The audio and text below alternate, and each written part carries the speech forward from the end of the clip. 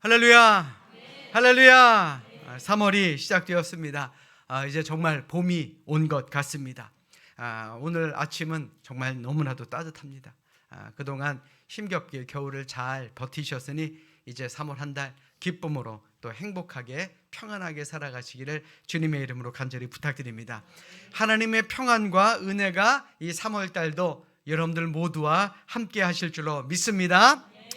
지난 설교 때 제가 여러분들에게 환절기라 좀 아픈 분들이 많은 것 같다라고 말씀을 드렸습니다. 우리 실로암 찬양대 대장님인 우리 윤재순 권사님께서 이제 내일 수술을 받으러 가십니다. 여러분들에게 부탁드립니다. 우리 수술 잘 될 수 있도록, 그리고 또 수술 잘 되는 것보다 회복이 더 잘 될 수 있도록 열심히 여러분들 기도해 주시고, 또 그래서 이 자리에 다시 우리 찬양대에 굳건하게 설 수 있도록 여러분들의 많은 기도 부탁드립니다. 지난주 제가 여러분들에게 우리 병원에서 보지 말자라고 그렇게 말씀을 드렸죠. 올 한 해 건강관리 잘 하셔서 우리 병원이 아닌 예배 자리에서 우리 늘 함께 볼 수 있는 우리 모두가 될 수 있기를 주님의 이름으로 부탁드립니다. 자, 우리 옆에 있는 분들과 이렇게 인사합니다. 이 자리에서 만나 너무나도 반갑습니다. 자, 좀 밝게 웃으면서 인사합시다. 기왕 인사할 거. 자, 우리 다시 한번 인사하겠습니다. 다음 주에도 이 자리에서 또 만납시다. 그래요, 우리 모두가 자신의 자리를 지키는 거, 그거 진짜 중요하거든요. 우리 자신의 자리를 잘 지키는 우리 복된 삼성교회 성도들 되시기를 주님의 이름으로 축원합니다. 여러분들은 우리의 인생에 설명서가 있는 거 아십니까? 인생에 무슨 설명서가 있어요? 라고 하시는 분들도 계실 겁니다. 어떠한 가전제품이든지 어떠한 물건이든지요, 그 상자를 뜯어보면 그 안에 안전하게 사용할 수 있는 그런 보증서와 사용 설명서가 들어있습니다. 그래서 그 사용 설명서대로 쓰면 이 제품은 안전하게 쓸 수 있다라는 것이죠. 그런데 우리의 인생에 설명서가 있다 그럽니다. 미국계 중국인 목사이며 베스트셀러 작가인 프랜시스 찬이 쓴 빨간 트랙터와 작은 마을이라는 동화책이 있습니다. 이 책의 스토리는 참으로 간단합니다. 어느 작은 마을에 빨간 트랙터가 하나 있었습니다. 근데 마을 사람들은 이 트랙터의 사용법을 몰라서 그 큰 트랙터를 앞에서 끌고 뒤에서 밀면서 힘들게 밭을 갈았다 그럽니다. 열심히 노력해도 겨우 먹을 양식만큼만의 농사를 지을 정도였다라는 것이죠. 그러던 어느 날 한 농부가 창고를 청소하다가 다락방에 있던 트랙터 설명서를 발견하게 됩니다. 그는 마을에 내려가 이제는 우리가 하루 만에 이 넓은 밭을 다 갈 수 있습니다 라고 말하자 그 사람들은 그가 미쳤다라고 손가락질합니다. 그는 매뉴얼을 보고 열심히 공부하고요, 그리고 트랙터를 수리하고 기름을 넣고 그리고 트랙터를 움직여 밤새 밭을 갈아 엎어놨습니다. 다음날 아침 마을 사람들은 깜짝 놀랍니다. 처음에는 안 믿었었겠죠. 그러나 갈려있는 밭을 보고 그들은 비밀을 알게 된 것입니다. 그 위에 그들은 이 빨간 트랙터를 잘 써서 농사를 잘 짓고 풍성한 추수를 거둘 수 있었으며, 더 나아가 다른 마을에게도 좋은 곡식을 나누어 줄 수 있게 되었다라는 이야기입니다. 이 이야기를 통해서 우리가 어떤 교훈을 얻을 수 있을까요? 많은 사람들은요, 자기의 생각과 힘으로 열심히 그저 살아가면 내 인생이 잘 될 것이다 라고 생각합니다. 그러나 그것은 참으로 어리석은 생각입니다. 하나님이 우리를 창조하셨습니다. 그리고 창조하신 것으로 끝나는 것이 아니라 잘 살아갈 수 있도록 인생의 설명서를 주셨습니다. 그것은 다름 아닌 성경책입니다. 그 안에 하나님이 우리 인생에 필요한 모든 것을 담아 두셨다라는 말입니다. 우리가 죄와 사망에서 구원을 받고 영생을 얻을 수 있는 방법, 우리가 천국을 살아갈 수 있는 방법, 그리고 이 세상을 살아가는 동안 승리하는 방법, 이러한 모든 것에 하나님께서 답을 내려주셨다라는 것입니다. 그러니 성경이 우리 인생의 설명서가 아니겠느냐라는 것이죠. 자, 여러분들 한번 생각해 보십시오. 여러분들은 이 성경 말씀이 우리 인생의 길잡이이며 구원의 비밀을 간직하고 있는 바로 하나님의 책임을 믿으십니까? 믿으십니까? 이것이 우리의 모든 삶의 지침서이다라는 것을 믿으십니까? 말씀대로 살면 우리가 구원받고 영생 받을 것을 믿으십니까? 그렇다면 여러분들에게도 이 책이 인생 설명서일 줄로 믿습니다. 자, 우리 성경을 높이 듭시다. 우리 인생 설명서인 성경을 높이 들고요, 우리의 믿음을 고백합시다. 우리 믿음을 고백합니다. 저는 예수 믿어 구원받았습니다. 저는 예수 믿어 하나님 자녀 되었습니다. 저는 예수 믿어 천국 백성 되었습니다. 하나님께서 선물로 주신 오늘 하나님 말씀으로 가르침을 받습니다. 눈을 열어 주의 법 안에 있는 놀라운 진리를 보고 깨닫게 하소서. 아멘으로 순종하여 하나님께 영광 돌리는 삶이 되게 하소서. 아멘. 고백한 대로 사시는 여러분들 모두가 되시기를 주님의 이름으로 축원합니다. 우리가 살아가는 이 세상에는 의롭기만 한 사람도 없고요, 또 불의하기만 한 사람도 없을 것입니다. 정도의 차이는 있겠지만 의로운 사람 가운데도 가만히 보면 불의한 면이 존재하고요, 또 불의한 사람이다 라고 생각되는 그 사람들도 가만히 보면 의로운 면이 마음속에서 발견되기도 합니다. 그런데 오늘 본문의 말씀에 보시면 참 겉과 속이 큰 문제덩어리인 그런 사람이 소개되고 있습니다. 그들은 바로 바리새인들입니다. 이들은 언제나 자신들이 하는 일이 가장 세상에서 바르고 가장 세상에서 의롭다라고 생각하고 착각하고 항상 다른 사람을 비판하고 비난하고 정죄하는 그러한 잘못을 저질렀던 사람이다라는 것입니다. 즉 세상 사람들의 눈에는 저들이 의로운 사람으로 보였을지는 몰라도 예수님의 눈에는 저들이 그저 불의한 사람으로밖에 보이지 않았다라는 말입니다. 그래서 예수님께서는 이런 바리새인들을 향해서 마태복음 21장 31절에 이렇게 말씀하셨습니다. 예수께서 그들에게 이르시되 내가 진실로 너희에게 이르노니 세리들과 창녀들이 너희보다 먼저 하나님의 나라에 들어가리라. 그래 벌써부터 이제 성경을 읽기 시작합니다. 할렐루야. 어찌 보면요 매우 심각한 말씀이죠. 아니 어떻게 세상 사람들이 바라보는 그 우상처럼 바라보는 바리새인들이 창녀와 세리들보다 더 늦게 천국에 들어간다고 하니 얼마나 웃긴 일입니까? 이들은 세상에서 손가락질 받는 세리나 창기들보다 더 악한 성품을 가진 그런 사람들이었다라는 것입니다. 한번 곰곰이 생각해 보십시오. 사람에 대한 올바른 판단은 누가 할 수 있습니까? 여러분들 누가 사람을 판단할 수 있습니까? 바로 하나님밖에는 그들을 판단할 수 있는 분이 안 계시지 않습니까? 그런데 왜 우리는 사람을 그렇게 쉽게 판단하며 살아갈까요? 사람을 판단하고 정죄할 수 있는 권한은요 오직 만왕의 왕이시며 만유의 주인이 되시는 하나님께만 있는 것입니다. 그런데 어찌 우리가 하나님의 자리에 있을 수가 있겠느냐라는 말입니다. 누가 가장 남을 잘 판단하고 정죄하는 줄 아십니까? 세상 누구보다도 악한 마귀가 사람을 판단하고 정죄하고 비난하고 비판합니다. 마귀는 본래 악하기 때문에 하나님 앞에서 저주를 받은 영이기 때문에 그는 사람을 판단하고 정죄하고 비난하는 일을 참으로 좋아한다라는 것입니다. 어느 동네에 이런 일이 있었다라고 합니다. 어느 동네 입구에 한 빈 공터가 하나 있었는데 언제부터인지 사람들이 이 공터에 쓰레기를 버리기 시작합니다. 하나 두 개 쓰레기가 버려지다 보니 순식간에 동네 쓰레기장으로 전락해 버린 것입니다. 얼마 지나지 않아 동네 입구를 쓰레기장으로 만든 것에 화가 난 주민들이 자신들이 사인을 해서 탄원서를 만들고 구청에 냅니다. CCTV 좀 설치해서 범인 좀 잡아달라고요. 얼마 후 구청에서는 CCTV를 설치하고 단속을 하기 시작합니다. 그리고 단속한 후 일주일이 지난 후에 이 단속에 걸린 사람들의 명단을 공개합니다. 그런데 대부분이 탄원서에 서명을 했던 동네 사람들이었다라는 것입니다. 나는 괜찮겠지.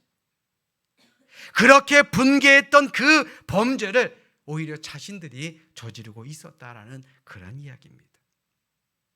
혹 우리 중에도 이런 마귀의 성품을 닮은 사람들이 있는 것은 아닙니까? 우리 모두 다 같이 죄인 아닙니까? 다 같은 죄인임에도 다른 사람의 죄를 정죄하고 그 죄를 들춰내는 일에 앞장을 서는 그런 마귀 같은 사람들이 있는 것은 아니냐라는 말입니다. 우리가 그런다면 마귀는 바로 우리를 이용해 먹고 있는 것이 아닌가라고 우리는 생각해 볼 수가 있다는 것이죠. 오늘 본문의 바리새인도 이러한 마귀의 성품을 그대로 닮은 사람들이었습니다.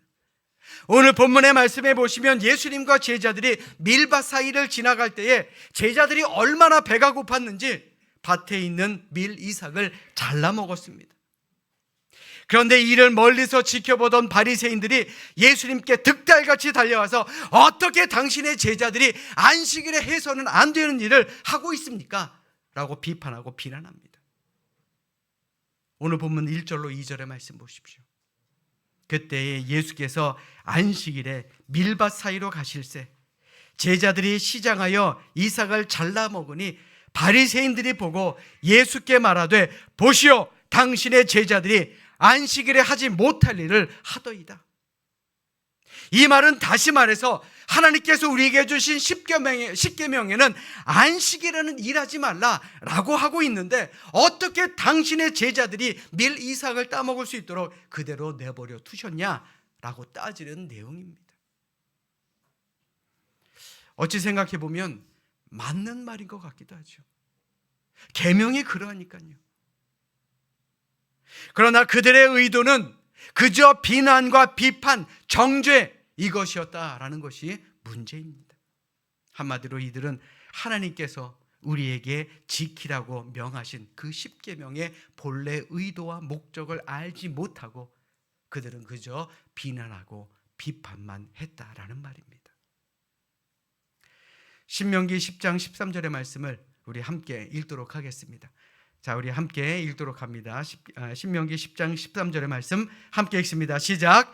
내가 오늘 내 행복을 위하여 내게 명하는 여호와의 명령과 규례를 지킬 것이 아니냐. 아멘. 무엇을 위해서요? 우리의 행복.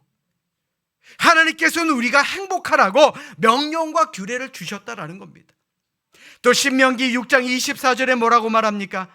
여호와께서 우리에게 이 모든 규례를 지키라 명령하셨으니 이는 우리가 우리 하나님 여호와를 경외하여 항상 복을 누리게 하기 위하심이며 또 여호와께서 우리를 오늘과 같이 살게 하려 하심이라 라고 말씀하고 있습니다. 하나님께서 우리에게 규례를 주시고 십계명을 주시고 안식일을 주신 것은 우리가 행복하라고요. 우리가 복을 누리게 하려고요. 그래서 하나님께서 우리에게 주셨다라는 것입니다. 이 말은 우리가 율법을 위해 존재하는 것이 아니라 율법이 우리를 위해서 존재한다라는 말입니다. 이는 안식일도 마찬가지지요.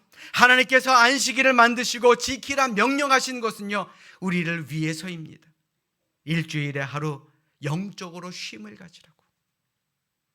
그래서 더 감사하는 마음으로 한 주에 최선을 다하며 살라고 우리에게 주신 날이다라는 것입니다.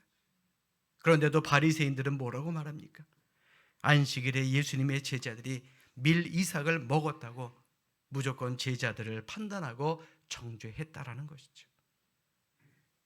누가 옳습니까? 누가 맞습니까? 여기에 대해서 예수님은 비유를 들어 이렇게 설명하십니다. 과거 다윗의 일행이 사울에게 쫓겨 배가 몹시 고플 때에 그들은 제사장에게 찾아가 먹을 것 좀 달라고 도움을 청합니다. 이에 제사장은 자신들만이 먹을 수 있는 진설병을 그들에게 내어줍니다. 그리고 그들에게 허기를 면할 수 있게 만들어줍니다. 그런데 사실 이것은요, 굉장히 위험한 행동입니다. 왜냐하면 하나님께 드려진 그 예물들은요, 하나님 외에, 하나님의 사람 외에는 쓸거나 먹을 수가 없기 때문에 그렇습니다. 정령 죽으리라 라고 하시기도 하셨습니다. 그런데 다윗과 일행이 하나님께 벌을 받아 죽었다라는 말씀, 성경 어디를 찾아봐도 없습니다. 한마디로 하나님은 율법이 중요한 것이 아니라 사람의 생명이 더 중요하다라는 것, 이것을 본문을 통해 말씀하고 있는 것 아니겠습니까? 사실 목회자들처럼 주일에 바쁜 사람 없습니다. 목회자뿐만 아니죠. 지금 이 시간 우리가 이 자리에서 편안하게 예배를 드릴 수 있는 것도 예배위원들, 안내위원들, 차량 봉사하시는 분들, 방송실에서 일하고 찬양대에서 서시고 헌금위원으로 일하시는 분들, 얼마나 많은 수고가 이 자리에 녹아 있는지 모릅니다. 그렇다면 이들 역시 안식일을 온전히 지키지 않은 그런 죄인들입니까? 아니죠. 남을 비판하고 정죄하기 시작하면 한도 끝도 없다라는 것을 오늘 우리는 이 말씀을 통해 깨달아야 알아야 한다라는 말입니다. 22년 동안 미국 이민교회에서 108번 교회를 옮긴 장로님이 계십니다. 그분은 22년 동안 교회를 108군데를 가신 겁니다. 2달에 한 번꼴로 교회를 바꾸셨다 그러더라고요. 그런데 그분이 그렇게 됐던 이유가 분명히 있습니다. 그분은요, 교회를 옮기는 그날부터 교회의 단점을 찾기 시작합니다. 목사의 허물을 맨 먼저 찾아냅니다. 야, 저 목사 말씀을 어떻게 저렇게 전하나? 저렇게 말을 잘 못하나?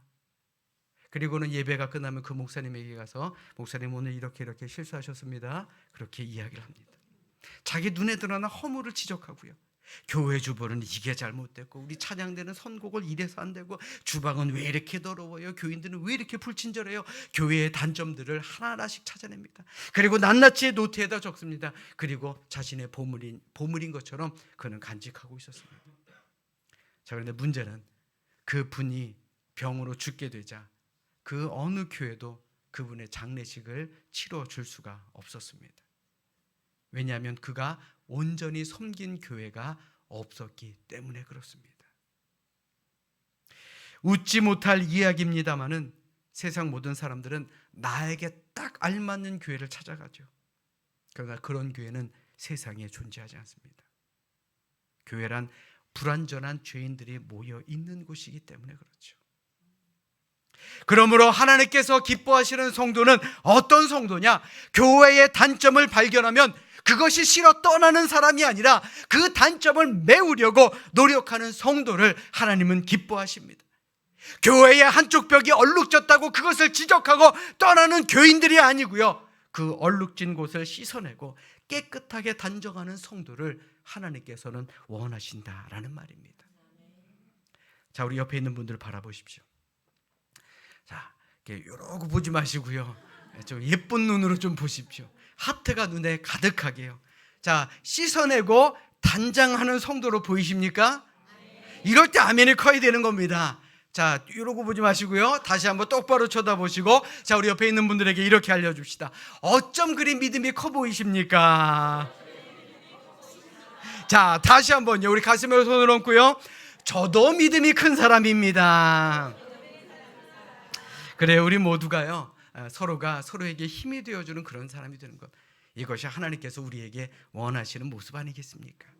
사랑하는 여러분, 오늘 본문 속에서 예수님은 이러한 바리새인들의 항해에 대해서 성경의 예를 들며 안식일에 일을 해도 죄가 되지 않는다라고 말씀하셨습니다. 그것은 안식일의 주인이 되신 예수님, 이 땅에 오시고 우리의 죄를 구원해 주시고 우리에게 안식일, 즉 주일의 주인이 되시는 예수님께서 정확하게 말씀하신 것입니다. 안식일은 우리에게 행복을 주는 날입니다. 아멘. 우리의 행복을 위해서 우리는 안식일, 주일, 이 예배, 이것을 지키며 살아가야 한다라는 것입니다. 그러므로 우리가 주일 이 단 하루만이라도 하나님을 섬기는 그 일에 최선을 다하고 우리가 은혜를 받고 심령이 새로워지면, 우리가 그런 믿음을 가지고 이 세상에 살아가면 하나님께서 복 주심으로 모든 일에 큰 은혜와 복을 누리게 될 줄로 믿습니다. 그런 여러분들 되시기를 주님의 이름으로 축원합니다. 뿐만 아니라 우리는 안식일에 선한 일도 최선을 다해야 됩니다. 오늘 본문 이후의 말씀이지만 예수님께서 회당에 들어가셨을 때 그곳에 손이 마른 사람이 있는 것을 보셨습니다. 바리새인들은 그 사람을 보고 예수님을 트집 잡을 그러한 계획을 하죠. 그리고 예수님에게 뭐라고 말하냐?